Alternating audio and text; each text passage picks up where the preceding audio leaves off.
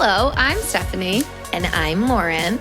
And this is I've Got Guts, a podcast about living and thriving with chronic illness. Let's be real, it is really hard.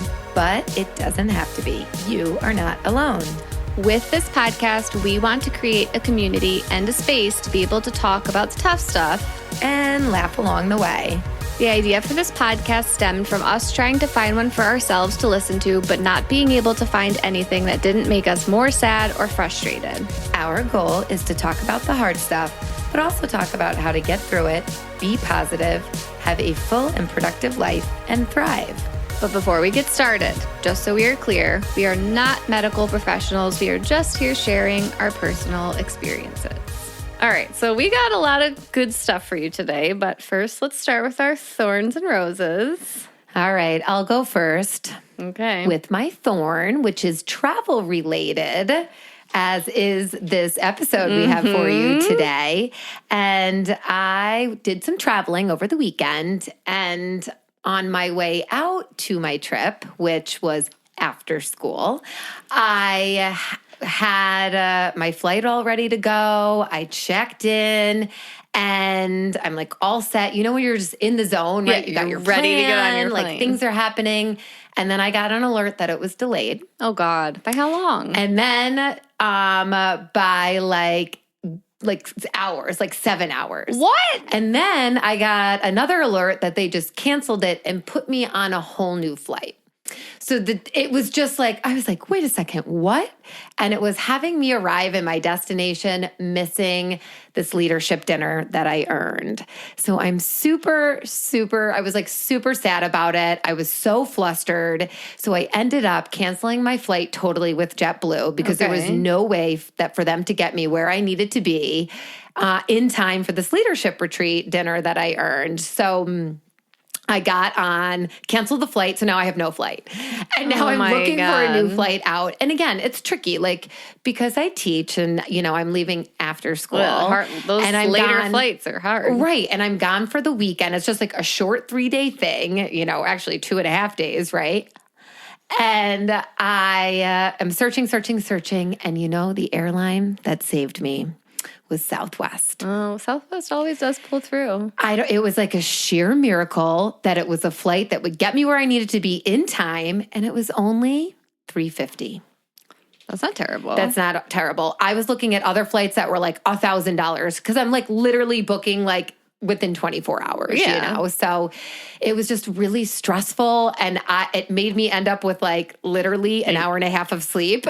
Oh my God. But I ended up getting there, but it's tricky when you're traveling and you get a delay and then a total change and a cancel. It's just stressful. And then on top of, you know, we have chronic illnesses and digestive distress. And let me tell you, my trips to the bathroom that day were definitely heightened because of the nerves. But you know what they say? What? When something like that happens, like I think it's called the burnt toast theory. Like on a morning, your toast randomly burns, it means you avoided something that wasn't meant for you. Like it delayed you from something that you weren't supposed to encounter. So I love that. The universe was protecting you. It was my burnt toast experience, Thorn. Yeah, there you go. I love it. All right, what's yours? My thorn is, I'm going to reference, for anyone who listened to our previous episode, our guest, Jessica Maldoff, called prednisone the devil's Tic Tacs. Oh my God, it's my favorite new phrase. I've told like 15 people about it. My thorn is the devil's Tic Tacs. I'm back on prednisone and I'm miserable. Oh, Rome. Doesn't matter how early I take those little suckers. They just have me wired and uncomfortable and grumpy, and I hate them.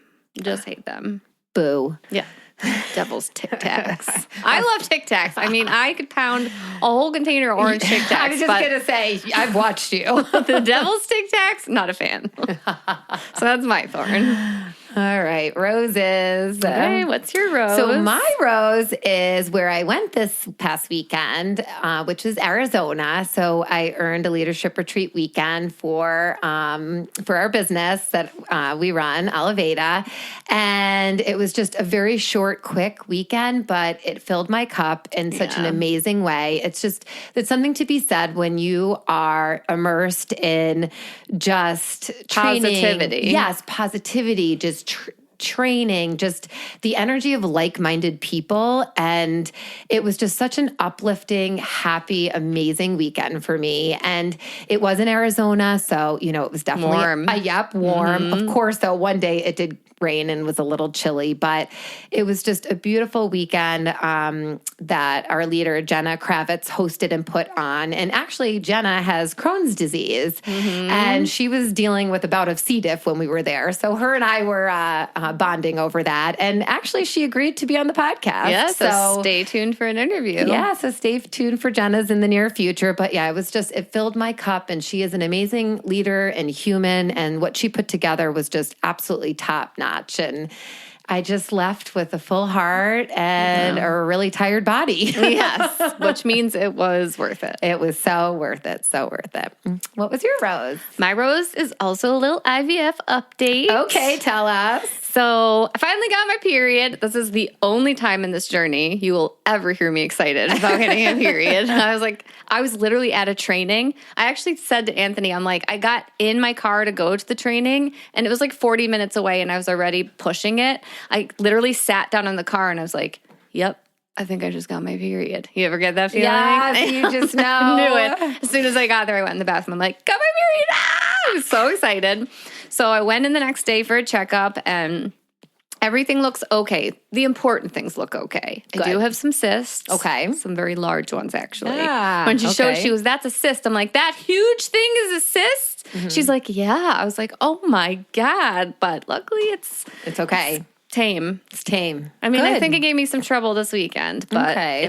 it didn't require any surgical intervention like your cysts Thank did. goodness. We don't have time for that with you. We're trying to make a baby here. Seriously. So everything looked good. So they started me on a lot of medicine. I just showed Lauren actually all the pill containers. I'm taking like 35 pills right now. 19 pills in a container. It's crazy. But so I'll go for a checkup this upcoming Friday, and if all looks well, then I'll add in a couple more medicines, and then I will have my transfer of our embryo on March 21st. Woo! So everybody, keep your fingers crossed that things go well. So This is so exciting. we're getting there. We're getting I love there. it. Yay. Awesome. Yes. So happy for you, Room. And hey, I have to say, we have to link for people that pill box you have that says like morning. What does it say on it? Morning? Yeah. It comes with like a little purse with a handle, and it's Monday, Tuesday, Wednesday, Thursday, Friday, Saturday, Sunday. And then when you take it out, it's got morning, noon, afternoon, night. Yes. I have to say, it is dynamite. I feel like we needed to post it for listeners who may have to take a lot of pills throughout the day. I was like really impressed with your pill box. I know. It is pretty impressive, actually. I love it. I love it. All right. Well, let's get into it today. So today we are talking about, but before we do. We do have a quick shout out. We do have a quick shout out to do. And I'm going to actually do a little shout out to my Aunt Gigi. And she lives down in Austin, Texas. And from the get-go, she's been like our number one fan. She's right away off the bat sent us like a cookbook and some gluten-free spices. I just want to let you know, Aunt Gigi, it was so good that you sent it to us. And I've actually made, not me, Sean, has made one recipe out of it. Ooh, okay. This is exciting. I forget which one it was, but he can tell you. And, she like texts me after every episode. Like, I loved it. I sent it to this person who struggles with this. I sent it to this person who struggles with this. So she's just spreading awareness, spreading our podcast, and, just reminding us that we're strong and powerful women sharing our stories. I love it. Thank you. We appreciate you. All right. Well, now for real, we are going to dive into this week's episode where we're talking about traveling with a chronic illness, most specifically the digestive tract and all that comes with that. But we figured before we get into the nuts and bolts of it all, we'll wanted to share some funny stories with you. Yeah. And you can't prevent everything. You really can't. You can do all you can and be as proactive as you can, but you cannot prevent bad things from happening. Bad things that are bad at the time, but then years later are funny. Like literally, I've been laughing, just chuckling, sitting here with her, knowing these stories that we're about to share with you. So I'll have to start off because this one is the top in our friend group, the top story, the top favorite story. And I apologize to my two friends who are in this story, and I did not ask their permission before telling the story, but they're good sports. really, I feel like they'll be it's fine. me that has to be embarrassed. So we were probably about 20 years old, and it was, I don't even know if it was spring break. I think it was summer, actually. And me and my friend Jamie and Steph went to Florida. And we were just like living the best life. Like Jamie's grandpa let us drive his convertible. We're in our bikinis driving from wherever he lived in Florida to Orlando. So we're going to Orlando with the intention. We're doing Disney and Universal. So fun. Right? I remember jamming out to Maroon 5. That's like right when they came out. We had the top down Maroon 5 playing. Anyways, we get to Disney. We're doing the old Disney thing. And we end up in like, back in the day, I don't know if it's still there. It was like Mickey's Village. Like it was all the houses of like Mickey's characters and stuff. And all the characters are in there and you could take pictures with them. So we go to take a picture with Goofy. And this guy like pops his like head out. I don't remember how the story actually went down, but the bottom line of the story is the guy who played Goofy gave his phone number to Jamie. Okay, so now we're having a Goofy I think Jamie his date. name was Tate. Okay. I want to say Tate, but I could be wrong. So we're like in Orlando. We're like, let's hang out at night when you're not, you know, doing your goofy day job. Literally. So we have a hotel room and everything, and we invite him over for some drinks. And of course, I'm like, I don't poop when I travel. My poop gets scared of travel. It's like, we're not at home, you're staying inside. But I had to go. So I was like, I'm not holding this in. I am going. I pooped the longest poop you've ever seen in your whole entire life, right? So we're like T minus 15 minutes from Goofy / Tate arriving. Okay. And the poop won't flush. And how many toilets do you have in your condo? It's a hotel room. Oh, it was a hotel room. Okay. So I'm like, what are we going to do? So I go out in the room. I'm all panicked. I'm like, guys, I pooped. It's huge. It won't flush. So I was like, get me a knife. So I get a plastic knife and I start cutting the poop into chunks. It's still in the toilet. In the toilet. Like, was there a plunger nearby? No, because it's a hotel. And I was like, I'm not calling. Right. They were like, it'll be 30, the guy will be up in 30 minutes to fix it. I'm like, we don't have 30 minutes. We don't have the time. So it still won't flush. So I'm like, what am I going to do? Get me a Wegmans bag. And this is back when grocery bags were like the plastic bags and we took them everywhere. So I'm like, somebody get me a Wegmans bag. So I take the Wegmans bag and I stab the pieces of poop with a knife, put it in the bag, run to the end of the hotel hallway and throw the bag of poop out the window. Wait. Out the window. Yes, I throw a bag of cut up poop chunks out a window. Now, wait, how many floors up were you? Like 5 floors up. No, did you look down to see if there anybody was walking? I threw it and ran. Okay. Wait, you like left it in the bag? Is it a bag? You're like upside down. Could you imagine whoever found that bag? They'd be like, is this dog shit or human shit? Because where else am I going to put it? In the vending machine room? Like... I know. Oh my God, I'm dying right now. So I think Goofy showed up, and then I think eventually, like, the maintenance guy at the hotel showed up. We were like, problem solved. We're good. Come back at a later date. Nobody can poop until then. Yeah. So, I mean, at the time, boys were important, and we couldn't have a poop in the toilet with boys coming to visit the hotel room. So I did what I had to do. Got it done. Oh my God. The look on the person's face that ended up finding that bag, I would have killed to see. The worst part is Jamie and Steph really supported me through this. They were like, you've got this. This is what I love about our friend group is that we are very supportive in all aspects. And Jamie the most, because Jamie was the reason Goofy was coming over. Yeah, right? we didn't want to interfere with her game there. Right, her cute boy coming over. We can't have a poop lodged in the toilet. Yep, so that's one of my funny travel stories. Well, you got a good one for us? Okay, yes. I need to compose myself. I have not laughed that hard like in a week. A whole week? A whole week. I usually laugh hard at a lot of things, but it's been a week. All right. So, well, for me, living, most of my life as an undiagnosed celiac, I found myself running to the bathroom often. And, I was eating gluten back then. So obviously, and I shouldn't have been. So my digestive tract was a hot mess and I didn't know why. So I'm sick, but I kept eating the gluten and then I kept having these explosive issues. So it definitely caused many unexpected trips to the bathroom. And one trip where we traveled to Hershey Park, I was a kid.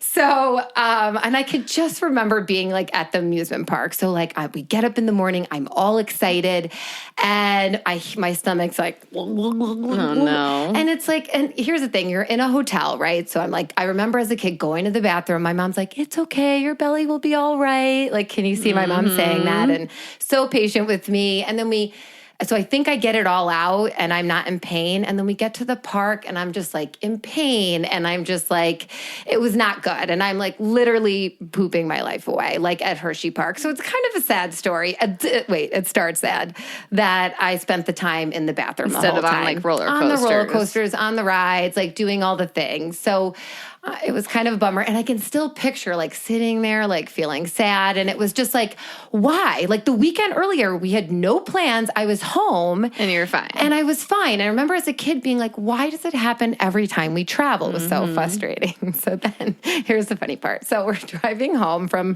Hershey Park in Pennsylvania after I kind of was bummed out and leave it to my father to always give me a good laugh. So I can still picture on the way, like driving. So we're driving from Pennsylvania back to Long Island, and there was a McDonald's that would sit on the top of a hill. And we stopped. My dad's like, whoop, whoop, whoop. Like that's his stomach. He's like, guys, we got to stop. And my stomach is like right in tune with my dad's. So I'm like, me too. Because I was also convinced that maybe my dad was an undiagnosed celiac because it is genetic. Turns out he's been tested. He's not, but he definitely has his fair share of digestive tract issues as well. So my dad's like, oh, I got to go. And I'm like, you know what? So do I. And my mom and my brother, who are totally normal. We're like, great, guys. Like, here we go. So we all go into McDonald's. So we go in. I think we get food and stuff like that. Dad goes once. I go once. We eat McDonald's. We sit down as a family. Now we get in the car. And my dad's like, my dad and my brother's like, I got to go one more time. And my dad's like, oh man, so do I. So they go into the bathroom. So mom and I go and wait in the car. So we're waiting in the car. We're just sitting there. And it's like up on a hill. And then my mom's like, what is your father doing? And I just see my father sprinting from McDonald's to the car with my brother like running like crazy. My mom's like, David, what is going on? My dad's like, we gotta go. He like gets in the car like there was a robbery. I'm like, did you just steal something from McDonald's? He's like, my poop overflowed the toilet and it's flooding everywhere. We have to go. My dad gets in. He throws my brother in the back. My brother's like, Dad, it was nasty. It was coming out and it was flooding and it started going into the restaurant, Mom. And I'm like, my dad's like, pulls it in reverse. It's like, and pulls out. And I'm like, dying laughing. And I'm like, only my life. My mother's like, Dave, shouldn't you have told somebody? My dad's like, well, somebody was going to know. And I didn't want them to know it was me. And Kevin was like, it was literally like flooding like out into the We were like, oh, so now every time as a family we pass that McDonald's, we're like, Dad, remember that time you flooded McDonald's with your nasty poop? You want to make a reappearance? Oh my God. Hey, sometimes you got to blow up a McDonald's bathroom. Yeah. And sometimes, you know, it's a situation where someone will clean it up. You just got to run. Yeah. You could have just seen him fleeing McDonald's. I actually can envision it knowing your dad. Like, I can see the look on his face. I can hear his voice saying, like, we got to get out of here. And it is a core memory because it was so funny. So, all right. That was one of my stories. All right. Give us I heard you have a honeymoon funny story for us, Rose. I did so good for a whole week on the honeymoon. And I told everybody this in other episodes. Like, we had things in place. Like, I was doing the hydration circuit every day. It was good. But on the day that we left, it's like my body knew. It was like, you're leaving the place where we have peace. So we get on our flight, and we're actually like really up close. We were like 4 rows back, so we're not that far or whatever. But I have to have the window seat because I have to have the window seat. So Right. I'm all the way in. Anthony's next to me, and he's big. Like, I can't just walk past him. And then there's a man on the end who's like in and out of naps. And so like an hour into the flight, Anthony is so intently reading his book. And I'm just sitting there. I'm like, oh my God, what's happening in my stomach? It's like I could feel the liquid sloshing around in there. Oh, I know that. It was, so an hour into the flight, we had about 4.5 hours left of the flight. We're like flying over the straight ocean. And I remember just looking out the window, looking at the ocean. I'm like, don't do it. Don't shit on a plane. Don't shit on a plane. Don't shit on a plane.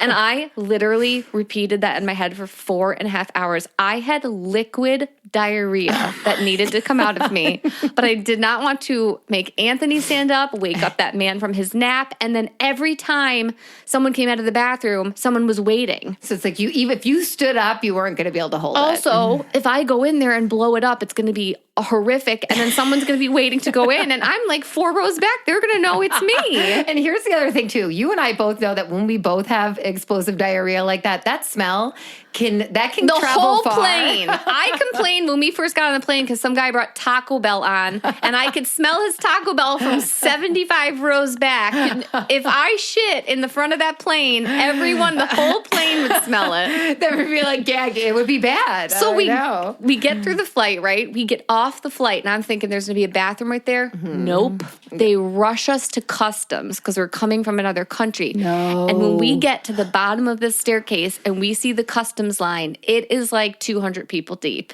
Oh my god. And Anthony looks at me and he's like, are you going to be okay? I was like, I don't have a choice. Let's just do this. And then I was repeating that mantra in my head. Don't shit in the airport. Don't shit in the airport. It took us, I swear, it felt like an hour to get through that line. Then we had to go get our luggage and then recheck it. And then I could go find a bathroom. Oh my god. I find a bathroom. I come out and Anthony's sitting there and he goes, it looks like you just evacuated the world out of you. Like, you have no color. You look like your soul was sucked out of you. Like, genuinely, it was. Oh my god. I held in liquid diarrhea for at least 6 hours. It was horrific. I gotta say, that's really impressive. I am a pro at holding in poop. I really am. Very I've been working at it my whole life. If it was an Olympic sport, I would be a gold medal winner. And you would not want me on your team because I'd poop my pants. Exactly. Nope. I don't know how I did it, but I did it somehow. Oh my God. That is too funny. Well, that kind of leads into a little bit of a funny story for me because when I was traveling with Connor, we went to Florida with my parents to visit my parents and see their condo, but it was just him and I. My parents were already down there. So it's just like, it's not like I'm with Sean or another adult when I'm having my bathroom issues. I'm not leaving him unattended. I mean, he's 9. Yeah. So it just really magnifies the amount of time I need to go to the bathroom because I have to drag a child along with me. And I'm opposite of you. Like if I have to go, You gotta go. I gotta go. Like I can minimally hold it 4 minutes top. Otherwise, 4 minutes? That's all you got? that's all I got. So, if it's going to be diarrhea, yes, 4 minutes. If it's going to be a log, I might have about 10 minutes on me. Oh my God. I gotta work But here's on you. the thing. I know. It's just, I don't know what, I think it's just the pressure. And here's the thing. I don't know if you feel this, but when I'm traveling and I fly, the air pressure, I become so gassy. I get bloated. I'm like that's burping. Why I had to go so bad. Yeah, yes. And when I was in Arizona this weekend, Shannon, I'm like burping. I'm like, when I, met up with her, I'm like, I'm so sorry. I'm just burping the air out of me after that plane ride. She's like, what? I'm like, yes, I just feel like it was pressure. So Connor and I, whenever, I don't know if it was, I don't remember, it was a connecting flight or whatever it was, but the pressure builds. And I'm like, buddy, Mom's got to go to the bathroom. He's like, Mom. I'm like, all right, just come really quick, whatever. And then like we sit down and then my stomach's like, glunk, glunk, glunk, glunk, glunk. And I'm like, Connor, Mama's got to go to the bathroom. He's like, Mom. I'm like, dude, we got to go. I cannot leave you unattended in the airport. We go back in. And then it's like, I think we went and maybe got like a drink or something. And I'm standing in the line. I'm like, Connor? He's like, don't tell me. Like, he's so. Then we're on the plane and I'm like, do you have to go to the bathroom, bud? He's like, no, but you clearly do. I'm like, Mama's got to go again. He's like, Mom. I'm like, I can't. So it's really, honestly, this kid is going to have a lot of funny stories. And it definitely magnifies, like this weekend I was traveling by myself. So I could slip in and slip out. Yeah. And I'm not, like, I'm just used to it. But with his funny reaction of like rolling his eyes, like, Mom, there can't be anything left inside of you. I'm like, oh, there is. There is. You've trained him well, though, because every time I go to a store with him, like, we'll walk into the store and he stops and he goes, do you need to use the bathroom before we go any further? Usually it's the mom saying that to the kid, right? I'm like, no, Connor, I'm not like your mom. I'll be fine. Oh, my God. It's too funny. Too funny. Oh, funny stories. All right. Last funny little, well, we both have a funny throughway story. Yeah. What was you said you had one, right? Last summer, yours? yeah, we were on the way. Anthony's band was playing a show in Buffalo called Porch Fest, and we're on our way. And like halfway through the trip, I just like, all of a sudden, I just like ejected the chair back. So I was like laying flat. And Anthony's like, what are you doing? I'm like, oh my God. And it was like, literally like possessing me. Like my body was elevated off of the chair. Like I was like, something's happening. So he pulled into like I think it was like a Denny's truck stop. And I like ran into this Denny's truck stop. I had no color in my face. And I like just Denny's the diner? Yes. Ah, that's where Sean took me on our first date. Hopefully it was not like the one I was at, because that I stunk up all of Denny's. And the worst part was I was so embarrassed because it was loud that I would only let some out when someone flushed. So I'd like, they'd flush, I'd let it out, and then I'd quick squeeze, and I'd wait for someone to flush, and then I'd let more out, and then because it was so explosive, I was like, that's the worst. and it was an open doorway. There's no door. What? To the bathroom. Okay, that's problematic. So I was like, oh man, even the people in the men's bathroom would hear me at this point. People are eating their double slam pancake breakfast and they're like hearing an explosion. There's me and Sean on our first date. Oh my God. So yeah, throughways, God. at least the throughways have options like that though, I guess. That's true. Well, until it doesn't. In New York State, we're talking about the New York State Thruway here. It runs from down from New York City all the way up to Buffalo. Buffalo. It ends at Buffalo, and yeah. So there's a period of time, and we always take the Thruway to travel from Rochester to Albany to go visit family. And there was like a period of time, whatever it was, one summer where they were redoing all of the rest stops. So, yep. I remember that. So, like, there would be, like, we're driving as a family down and we're going and it's like, next rest stop closed, and whatever. So, Next bathroom, 85 miles. Right. It was one of those. So, and then my stomach is just like, sometimes it just hits me and it doesn't always hit me. So Sean's like, this next rest stop, anybody got to go? I'm like, no, I'm great. We're all great.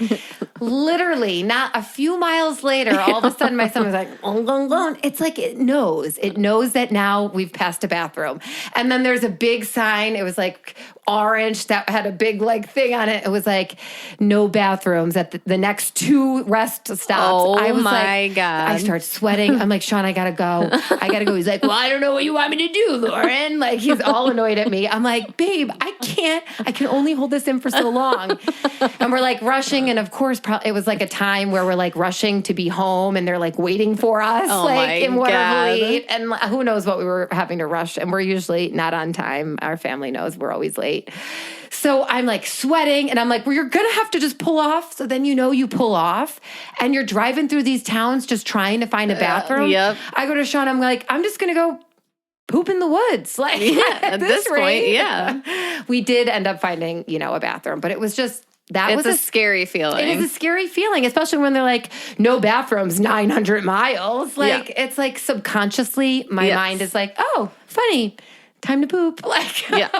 So yeah, if you're listening to this and you have a product of like a roadside toilet, and we need a sponsor, so we'll take it. Yes. I mean, we always talked about this. I mean, I know, like, I think about the travel potty we had for Connor, right? But like, that's for kids. We need an adult one. What can we do for adults? We're putting it out to our listeners. Anybody got any ideas for us? Yeah, we need a situation. I mean, as much as I have is glove compartment underwear and wipes and paper towels. Yeah, just I mean, in that's case. the best you can do, but when there's no bathroom, it's a real problem. It really is. It really is. All right. So traveling with a chronic illness after these funny stories we just told you.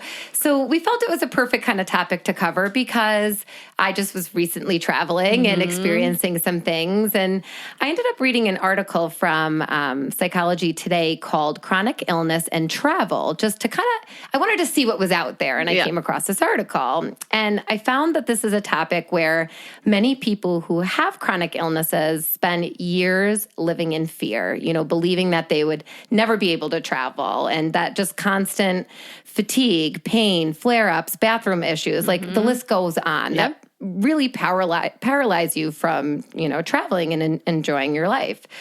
So people with chronic illnesses find it wiser and easier, usually just to choose to stay home. I mean, how many times have you been in that situation where maybe you opt out of taking a trip or going somewhere if you know you're in a flare, right? If I'm in a flare, but if I'm like super healthy, I try not to let it hold me back. Yeah. So it said in the article that people need to be realistic about their conditions.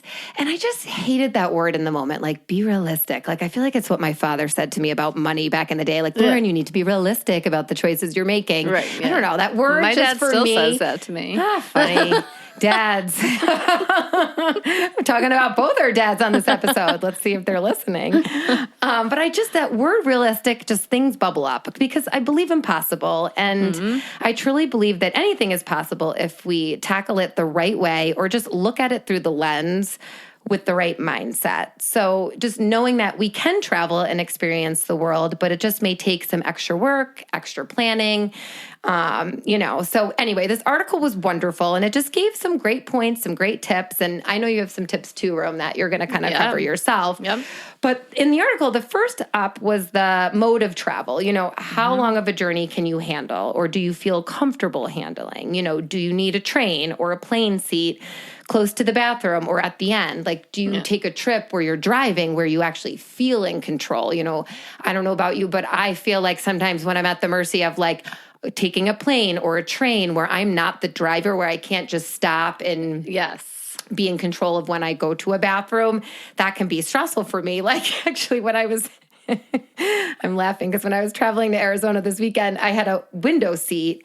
It was stressful. Like what the you reason said. I said you don't want to wake up the nap guy. Yes. And I mean, I love the window seat because I love to look out, but like I love the window seat when the two people next to me are my family and they know I need to move. But I'm thinking like, strangers. Oh God, what if I have to go? And like, what if I stand up and then I'm farting on them or something happens? Like it's stressful, So I think just finding a mode of travel that feels comfortable to you and then making decisions around it that feels comfortable to you, I get a double whammy because part of me needs to be in the window seat because it makes like my motion sickness better. So like I have less of a chance of throwing up if I'm in the window seat, but more of a chance of shitting my pants. Yeah.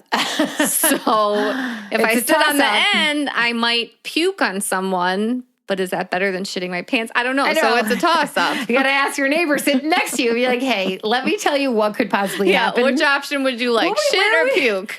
That determines where I sit. But yeah, so I feel like my one flight, I was sitting in the aisle and I almost had this sense of peace because I was like, okay. Yeah. And I did have to get up. I was able to slink around and not have to disturb anybody and use the bathroom. So just being strategic about, what mode of travel you're doing and how you figure that out that's best for you. Yep.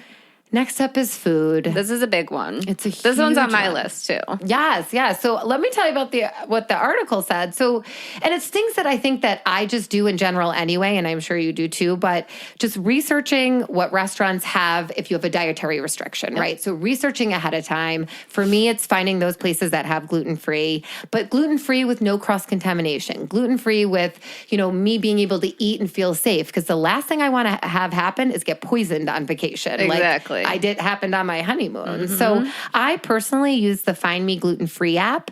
So if you are a celiac or if you're gluten-free, it's a really great app to use. And they actually referenced it in the article too.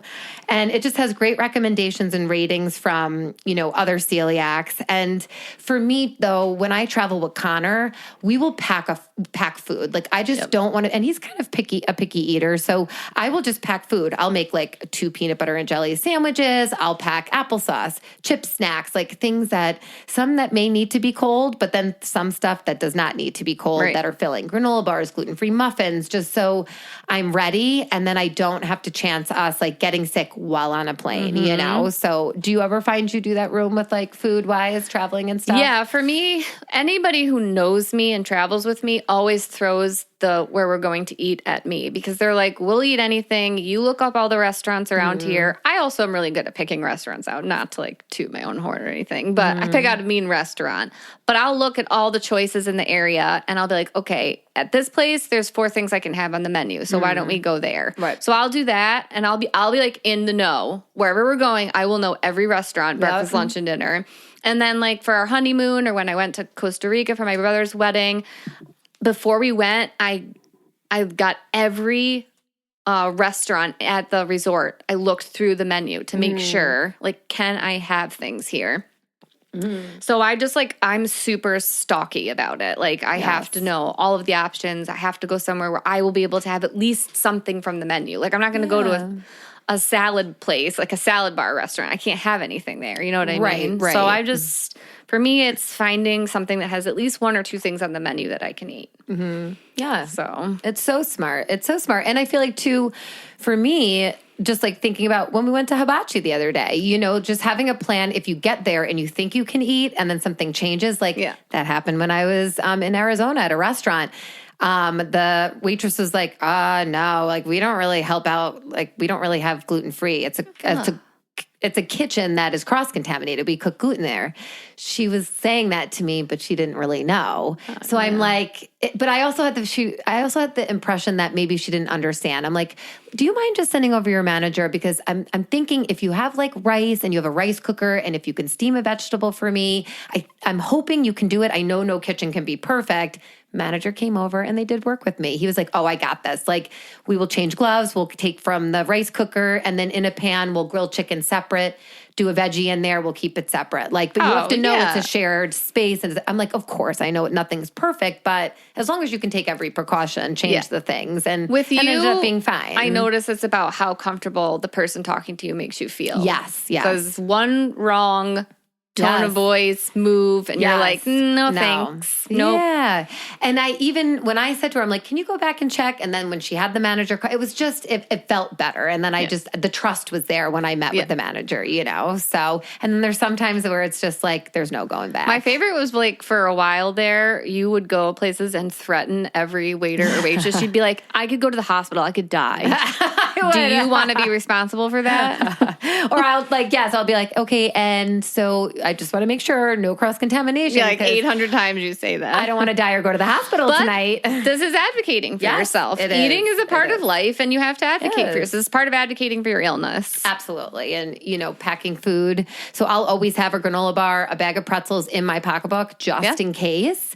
I get to a situation where I can't eat, and I can do that. Well, for our honeymoon, Anthony, we had like a butler kind of for our honeymoon, but Anthony had him make sure that our fridge always had juice in it because I can't take my pills with water, and Coke because we ran into so many situations where there was like food and they were so slow with bringing drinks. Anthony was like, make sure we always have Coke in the fridge. So that way I could like put it in my purse, bring it to a restaurant with me, bring it to the beach with me. Yeah. So like for me, and if you've been with me, if we go to a restaurant that doesn't have soda, I'll bring my own Coke with me. Yes, because you need it. It's like critical. It's critical. Yeah. So pack your bags, make sure you have everything you need, and don't feel ashamed. If they can't help you or serve you with something, it's okay to whip something out of your pocketbook. Yeah, exactly. Nobody's going to care if you have a pocketbook snack. Yeah. The next part is scheduling. So this is the advice from the article, but also I agree so wholeheartedly with it. Do not schedule too many activities where you're going. And honestly, I've learned this the hard way. You get excited to explore a new place, but you also need to listen to your body and be smart about the decisions you make. Slow down, soak it all in, throw a nap in here and there, plan wisely. There's been vacations where I book us so full that I'm running, I almost need a vacation from my vacation when I get back. So it's just being mindful that yes, if we having a chronic illness, having these diseases, does affect us, and we travel differently, and we'll run out of spoons a lot faster than the normal human. And if you have an itinerary that's like 9 o'clock this, 10 o'clock this, 11 o'clock this, then if you get sick and it blows up the whole itinerary, then you're left feeling guilty. Yeah, so you have that list of all the stuff that you want to do, and then you do it as your body allows. And then you're not disappointing everyone by blowing up the entire itinerary. I love that. So smart. So smart. All right, next up, medicine and traveling, taking your meds, bringing them with you. Oh, yeah. So I have found myself in situations where I was legit panicking that I forgot certain medications at home, or I did grab them, or they weren't refilled in time. And just make sure that you get your refills. And my biggest suggestion is overpack meds in case you get delayed in returning from where you are. Yes, and never, ever put your medicine in the luggage that is not coming with you on the plane. Don't ever put it in your checked luggage. Right, because what if your luggage does get lost? Yeah. And they do find it, but it takes time. Always put it in your travel. Certain meds, you could be like, they lost my suitcase. They're like, sorry, you have to wait 30 days for a refill. Right. I'm going to die. I know, right? It's scary. So just be proactive with that. Yeah, that was on my list. Like no matter what, I always have to have like my nausea medicine, my stool softeners, my laxatives, like things I don't always need to take, but I might need an emergency.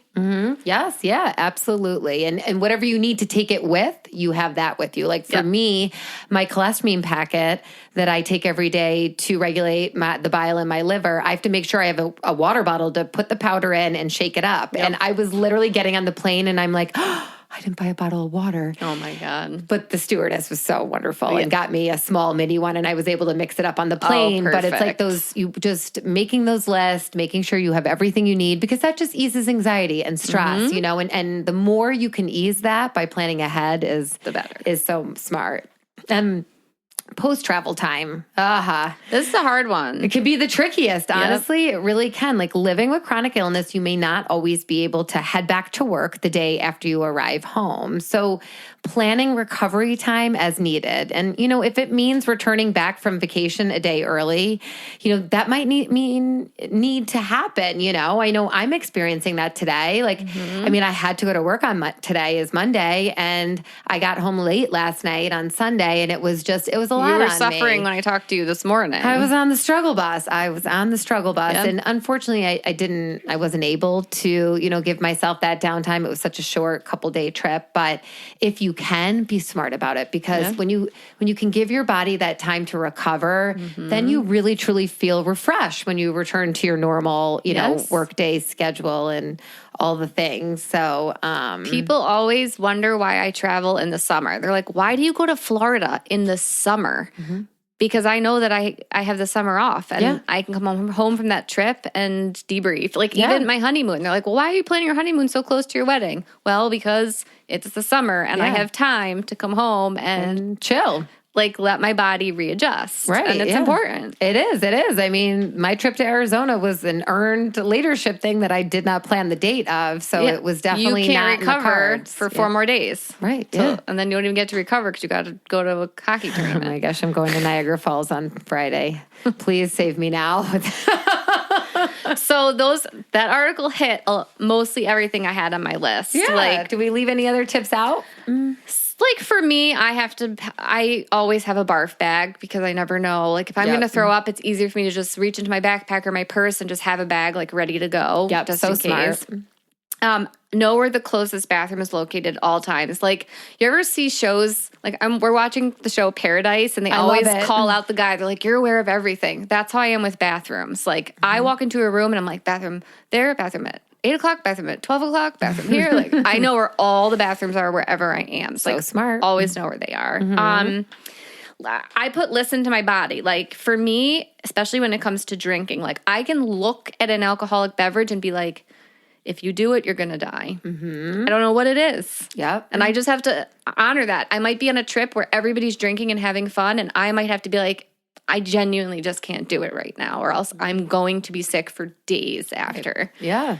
So listening to and honoring what your body is telling you. Absolutely. I put this one on the list. What Might is not be it? fair. Pack regular outfits and bloat outfits. Right there with you. It's like, yeah, my suitcase is bigger than everybody else's because I have to have double the outfits because I never know what's going to happen with my belly. Mm-hmm. Same. I literally, the bathing suit I chose to wear at the pool this weekend was my high-waisted bottom because I knew if I did bloat, it kind of conceals it a little bit. Yeah. And then this one might be for you too. Like I always call ahead and make sure there's extra pillows in the room so I can build my mountain to sleep on. Okay, same. Same. I was sharing a room with Shannon this weekend. I'm like, can I have 2 of your pillows? Yes. She's like, you need 7? I'm like, yeah, I do. Yep. And the only other thing I thought of was it isn't a terrible idea to know what your medical options are, like your insurance coverage, the closest hospital, because God forbid you do need that. You'd want to at least know what your options are. It's something to think about, especially if you're going to like a foreign country. Yeah, no, it's so smart. It's so smart. Awesome. So to end and kind of close today, something that really stood out to me that the author of that article said, the author was actually quoting one of their clients, and the client said, I am trapped in this body. I can't escape it. I mean, Room, can you relate to that or what? Sometimes. Oh, yeah, 100%. I am trapped in this body. I can't escape it. That hit me like a ton of bricks. I was like, the reality behind those words is just, it rings so true for us, I think, and probably for so many of you out there. You know, we are always hyper aware, at least I am, of the signals our bodies send us from pain to fatigue to puking to whatever may be happening, right? And, you know, each decision we make, we have to really look within and see how we feel and use that to figure out what are you comfortable doing when it comes to travel. Right. And that is what really matters. You know, you can go and ask other people's opinions all the time. Do you think I should go? Do you think I should do this? Do you think I should fly or not fly? But in the end, all you can do is look within and ask yourself and do what feels comfortable, whether that means saying no and canceling a trip because you're not feeling your best, or making changes for yourself if you're traveling with a group of people, you know, just honoring yourself and how you feel. You don't need to ask anybody their opinion. You know the answer half the time, especially when it has to do with your own body. And traveling is the antidote to this trapped feeling, allowing us to wander the world and explore on our terms. And I love that. It's the antidote to that trapped feeling. My brother always says, he goes, when you're on vacation, it's like this adrenaline comes over you and you're like, you're healthy instantly. He's like, it's an amazing thing to see. And it's true. It's a happiness. It is that pure joy, especially when you're going to a beach in sunshine. And I think too, like so much of living with illness is about managing limitations, and traveling offers like a feeling of expansiveness, right? And I think travel makes us grateful for the ways our body will allow us to take in the world, a powerful feeling that we can call up when we're back at home too. You know, you don't just need to travel to tap into that. Like I think about right now in this moment today, me going for a run. Like I knew we were recording today after school. I had an appointment get canceled, but I had to bring Connor to hockey, and I knew what makes me, it reminds me, like, because I've been sick and I haven't been running, and I'm finally getting to a point where I feel like I'm ready to run again. So I've been baby steps. And I'm like, that's what my body needs, because now that I'm well, I'm just so grateful that I can run again. And if I feel well enough to run, I'm running. And look at me today. I ran from my house to your house with Kenzie, 2 miles. I love that we're only 2 miles apart. And then Sean came and picked up Kenzie, so Kenzie wouldn't eat one of your cats. And it worked out great. But that's that feeling so grateful for our bodies and what it can do when it can do it. Because the last 2 months I haven't, been able to run. So, this world isn't just for healthy people. people. It is for all of us. That is very And true. you are allowed to take up space in this world just as you are, and life is meant to be lived. So book that trip you've been thinking about. Yep. Do the things that bring you joy. You deserve it. I agree. And I just want to add in, don't ever let your chronic illness prevent you from taking the trip. Right. Don't let the fear outweigh the benefits of the possibilities of what could happen on that trip. Yes. And hopefully today, I love that we've given you some tips and some inspiration and some comfort, and you can do it. Listen, if the two of us can do it, so can you. And you might walk away with an embarrassing story, but who cares, because it makes you laugh later. Right, exactly. And we've been telling that goofy story for 20 years now, literally. That McDonald's story about my dad happened when I was 8. Yeah. And they never get old. They never get old. They never get old. All right. Well, thank you for listening. We really appreciate any likes, follows, and reviews wherever you listen to your podcasts. You can find us at I've Got Guts Podcast on Instagram and Facebook, and you can email us at I'veGotGutsPodcast@gmail.com. We'll see you next time. Bye. Bye.